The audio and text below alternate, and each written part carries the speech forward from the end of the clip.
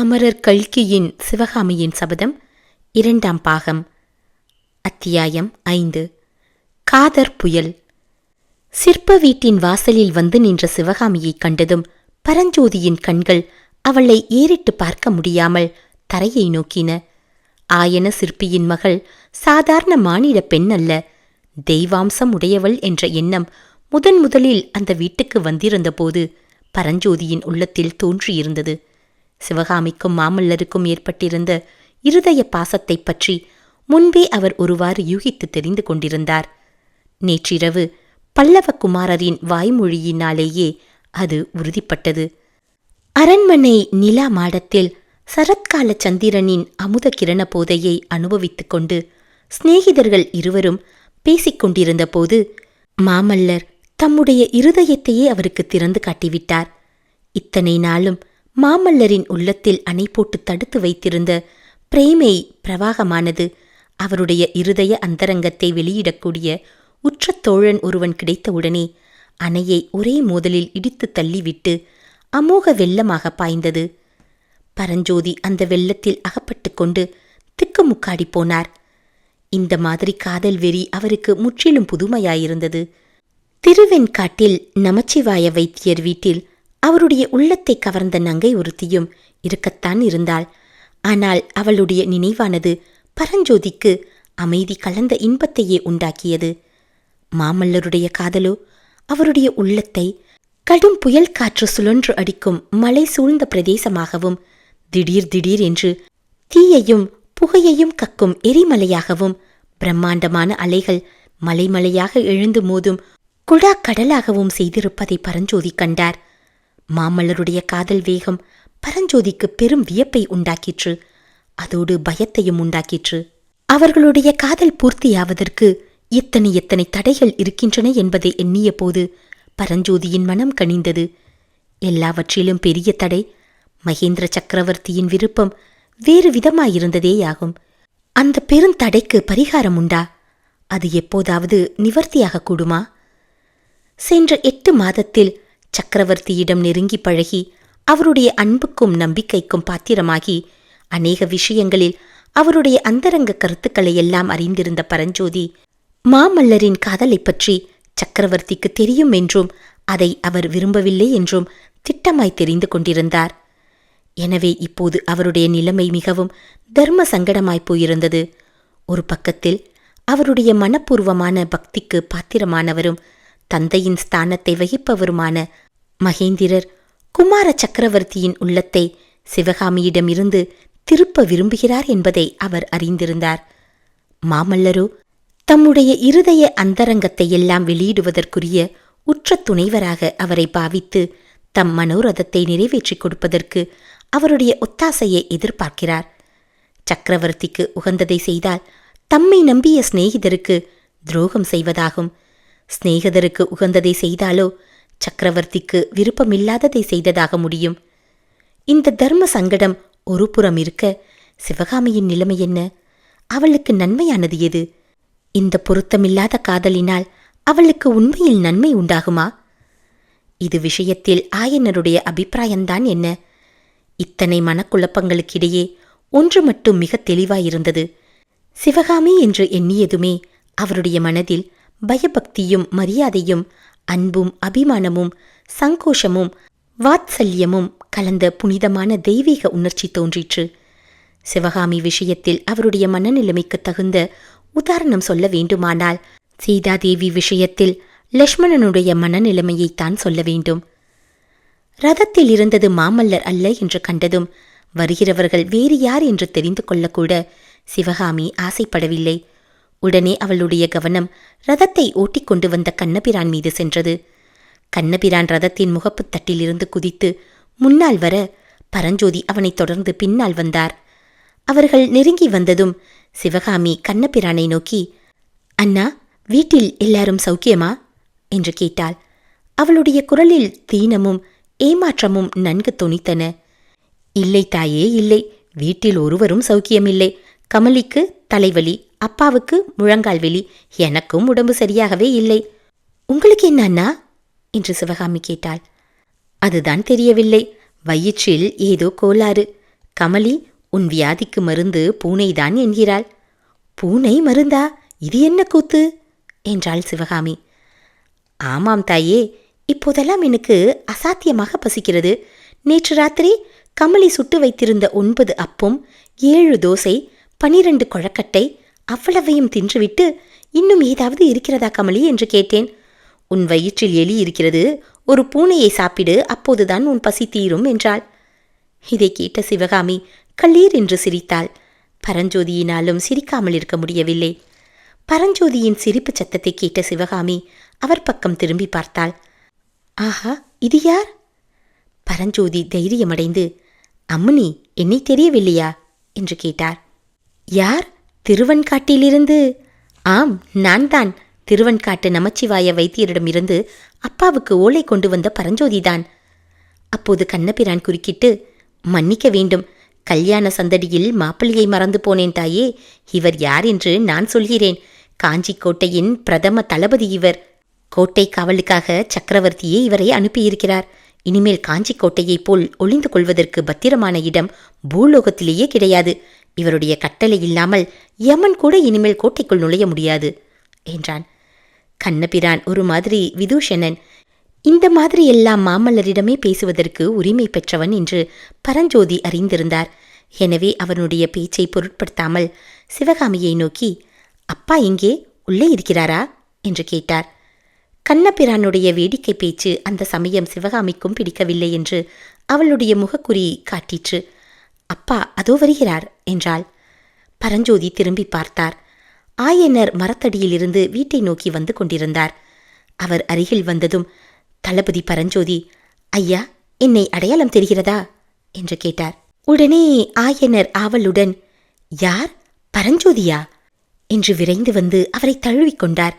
பிறகு சற்று தாழ்ந்த குரலில், தம்பி, போன காரியம் எப்படி, காயா பழமா என்று கேட்டார். அப்போது அவருடைய கண்களில் தோன்றிய வெறியையும் குரலில் தொனித்த பரபரப்பையும் கவனித்த பரஞ்சோதிக்கு கண்ணில் நீர் துளித்தது. தழுதழுத்த மெல்லிய குரலில், இந்த தடவை காரியம் ஜெயமாகவில்லை. வெறுங்கையுடனே தான் திரும்பி வந்திருக்கிறேன். ஆனால் என்றைக்காவது ஒரு நாள் நிச்சயமாக அஜந்தா ரகசியத்தை அறிந்து வந்து உங்களுக்கு தெரிவிப்பேன் என்று கூறினார். வேண்டாம் தம்பி, வேண்டாம். நீ வழியில் பல்லவ சைனியத்தில் சேர்ந்து விட்டதாக நானும் கேள்விப்பட்டேன். ஒருவேளை பொய்யாயிருக்குமோ என்று நினைத்தேன். அதனால் பாதகமில்லை. என்றும் அழியா வர்ண ரகசியத்தை நானே சீக்கிரத்தில் கண்டுபிடித்து விடுவேன் தம்பி. சில புதிய சோதனைகள் செய்து கொண்டிருக்கிறேன். வருகிறாயா, காட்டுகிறேன் என்று ஆயனர் தாம் உட்கார்ந்திருந்த மரத்தடியை நோக்கினார். இதற்குள் சிவகாமி, அப்பா, அண்ணன் 8 மாதங்கள் கழித்து வந்திருக்கிறார். உள்ளே வந்து உட்காரச் சொல்லுங்கள், எல்லாம் விவரமாக கேட்கலாம் என்றாள். ஆமாம் ஆமாம், வா தம்பி என்று கூறி ஆயனர் பரஞ்சோதியை வீட்டுக்குள் அழைத்துச் சென்றார். 5ஆம் அத்தியாயம் நிறைவு பெற்றது. 6ஆம் அத்தியாயம் கலைவிரி. ஆயனர் வீட்டு சிற்ப மண்டபமானது கிட்டத்தட்ட 8 மாதத்துக்கு முன்பு பார்த்தது போலவே இருப்பதையும், ஆயனர் அப்போது அரைகுறையாக வேலை செய்து விட்டிருந்த சிலைகள் இன்னும் அரைகுறையாகவே இருப்பதையும் பரஞ்சோதி பார்த்தபோது அவருடைய மனதில் இன்னதென்று சொல்ல முடியாத ஒரு சோர்வு உண்டாயிற்று. இந்த யுத்தம் என்னத்திற்காக வந்தது என்ற எண்ணமும் அவருடைய வீர உள்ளத்தில் தோன்றியது. தாழ்வாரத்தின் முனையில் ஆயனரும் பரஞ்சோதியும் உட்கார்ந்திருந்தார்கள். சிவகாமி முன்னொரு சமயம் நின்றது போலவே இப்போதும் அருகில் இருந்த தூணை பிடித்து கொண்டு நின்றாள். உங்களுக்கு தெரியுமா அப்பா, இவர்தான் இப்போது காஞ்சி கோட்டையின் தளபதி என்றாள் சிவகாமி. அப்படியா? தம்பியின் முகக்கலையை பார்த்து இவன் பெரிய பதவிக்கு வருவான் என்று அப்பொழுதே நாகநந்தியடிகள் சொன்னார் என்று கூறிய ஆயனர் சட்டென்று நினைத்து கொண்டு, தம்பி, ஓலையை என்ன செய்தாய் என்று கேட்டார். ஐயா, அது விஷயத்திலேதான் ஏமாந்து போய்விட்டேன்.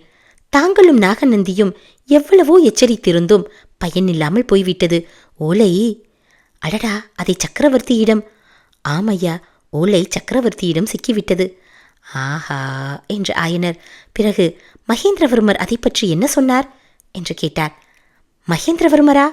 நான் பல்லவ சக்கரவர்த்தியை சொல்லவில்லையே, வாதாபி சக்கரவர்த்தியை அல்லவா சொன்னேன். வழியில் என்னை வாதாபி வீரர்கள் பிடித்து கொண்டு போய் புலிகேசியின் முன்னால் நிறுத்தினார்கள். ஓலையையும் அவர்கள்தான் பலாத்காரமாய் கைப்பற்றி கொண்டார்கள். ஆயனர் வாயிலிருந்து மீண்டும் ஆ என்னும் வியப்பொலி எழுந்தது. அதே சமயத்தில், எங்கேயோ யாரோ பெருமூச்சு விடுவது போல் சத்தம் கேட்டது. பாம்பின் சீரல் போன்ற அந்த சத்தத்தை பரஞ்சோதி கவனித்தார். ஆனால் ஆயனராவது சிவகாமியாவது கவனிக்கவில்லை. சிவகாமி அப்போது வாசற்பக்கத்தை உற்று நோக்கிக் கொண்டிருந்தாள். அங்கே உள் வாசற்படியாண்டே நின்ற கண்ணபிரான் சிவகாமியை நோக்கி ஏதோ சமிக்கை செய்து கொண்டிருந்தான். தம்பி, உண்மையாகவே நீ வாதாபி புலிகேசி சக்கரவர்த்தியை பார்த்தாயா என்று ஆயனர் வியப்புடன் கேட்டார். ஆமையா, அதோ அந்த புத்த விக்கிரகம் உள்ள தூரத்தில் வாதாபி சக்கரவர்த்தி இருந்தார். சக்கரவர்த்தி என்ன சொன்னார்? யாருக்கு தெரியும், நான் அறியாத பாஷையில் அவர் பேசினார். தங்களுக்கு இருக்கும் அவளை பார்த்தால் வாதாபி சக்கரவர்த்தியை பார்க்க விரும்புவதாய் தோன்றுகிறதே.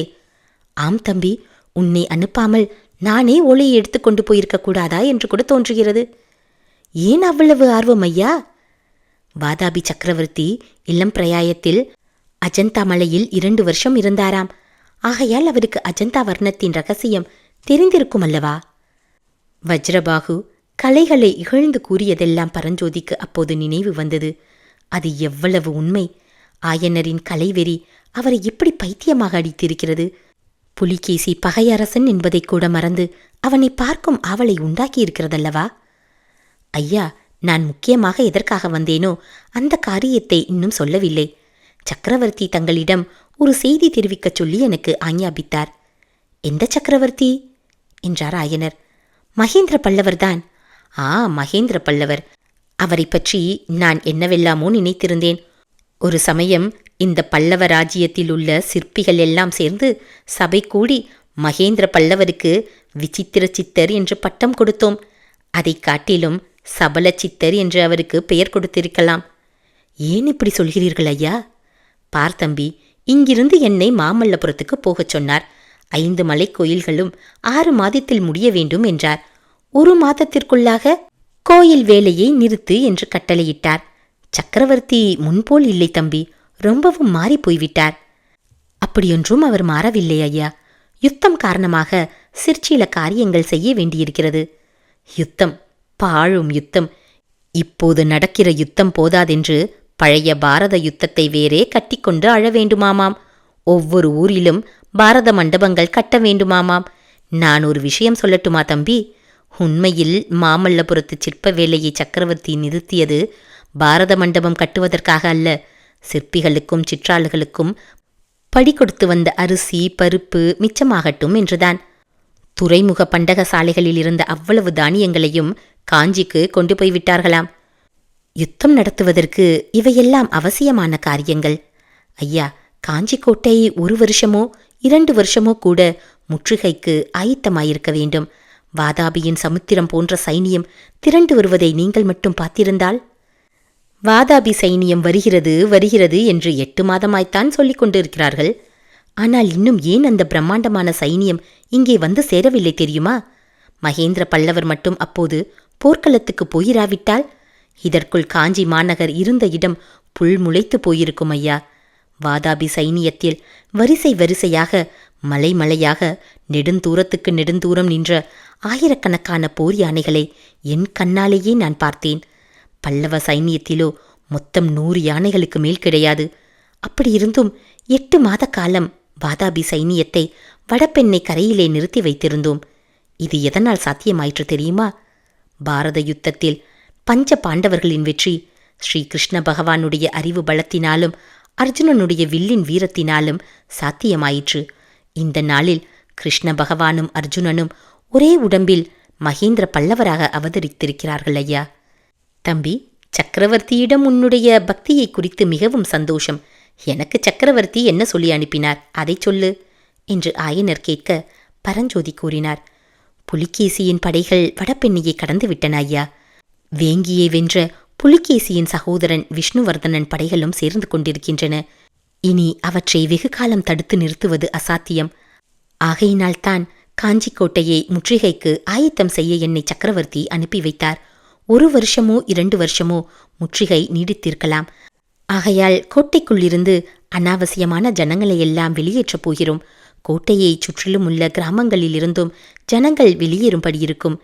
இது பற்றித்தான் தங்களுடைய விருப்பத்தை தெரிந்து கொள்ளும்படி சக்கரவர்த்தி எனக்கு கட்டளையிட்டார்.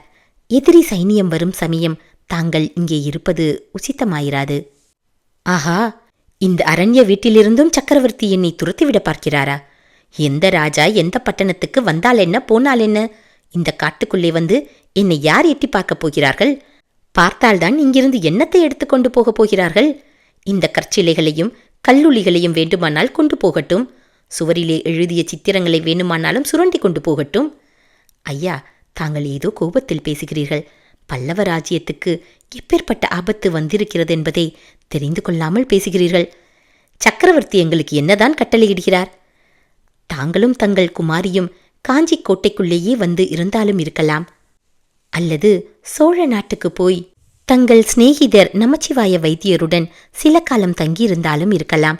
திருவன்காட்டுக்கு போவதாயிருந்தாலும் தக்க பாதுகாப்புடன் தங்களை அனுப்பி வைக்கும்படி எனக்கு கட்டளையிட்டிருக்கிறார்.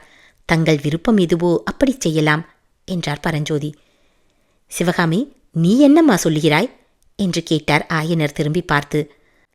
ஆனால் சிவகாமி நின்ற இடத்தில் அவளை காணவில்லை. 6ஆம் அத்தியாயம் நிறைவு பெற்றது.